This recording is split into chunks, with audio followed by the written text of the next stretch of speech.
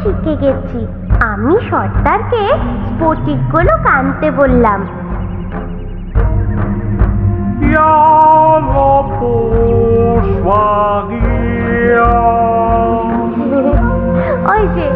ওই যে এসে গেছে। চলো দেখবে, চলো। হ্যাঁ চলো। চিৎপালা পিকা নিয়ং নে। চিন্তা করো না, তোমাদের ছেলে সাগর খুব ভালো আছে। কোথায় আছে, কোথায় আছে আমার সাগর? বলতে পারো, তুমি বলতে পারবে? শুধু বলতে নয়, দেখাতেও পারি। সে এখন বামনদের দেশে আছে। ওরা ওকে রাজা মনে করছে। ওই স্ফটিকগুলোকে চেয়ে দেখো। স্ফটিক গোলক দেখাও বামন দেশ। সেই দেশেতে বালক সাগর কেমন আছে বেশ? ওই তো আমার সাগর, ওই তো। তাই তো সাগরও বুঝি স্ফটিকগুলোকে আমাদের দেখছে। হ্যাঁ, তোমরা ঠিকই দেখছো। আমার বাবা মাও একটা গোলক দেখছিল। শুধু গোলক নয়, গোলককে তোমায় দেখছিল। দেখে ওরা নিশ্চিন্ত হলো। আমিও নিশ্চিন্ত হলাম।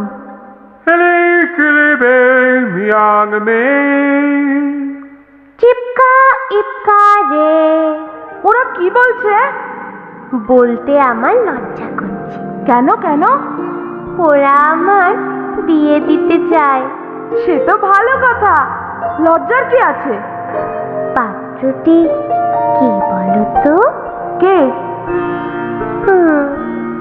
তুমি। আমি? হ্যাঁ, তোমার কি অমত আছে? না, মানে আমার তো বিয়ের বয়স হয়নি এখন।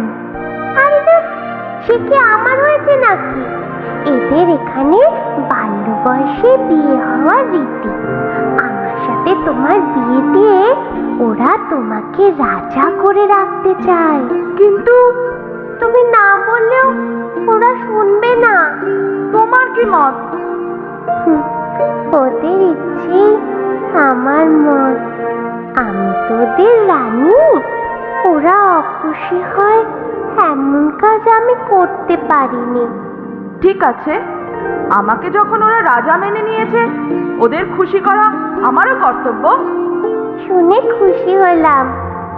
যে পেলাম মেলাঙ্কর।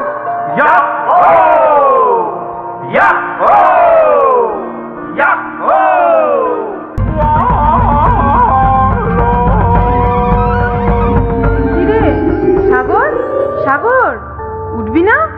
তাড়াতাড়ি তৈরি হয়ে নে, মামা বাড়ি যাবি তো। কনক চাপা, কিরে স্বপ্ন দেখছিস নাকি?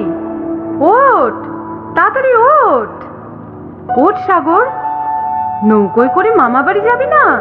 যদি ঝড় ওঠে? ঝড়? হ্যাঁ, যদি নৌকা সাগরে ডুবে যায়? এই পাগল ছেলে রে, গল্প শুনে শুনে না তোর মাথাটাই গেছে। যাবো তো নদী পথে, সাগর আসবে কোত্থেকে? নে ওঠ। দেরি হলে বাবা খুব বকাবকি করবে যে। ওঠ রে বাবা। হ্যাঁ উঠছি। ইয়াক চিয়াং হো।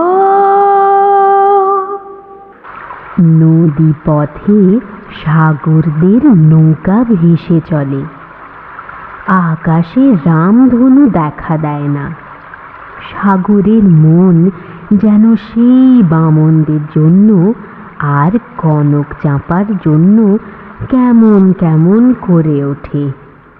আমার কথাটি ফুরলো, নুটে গাছটি মুড়লো।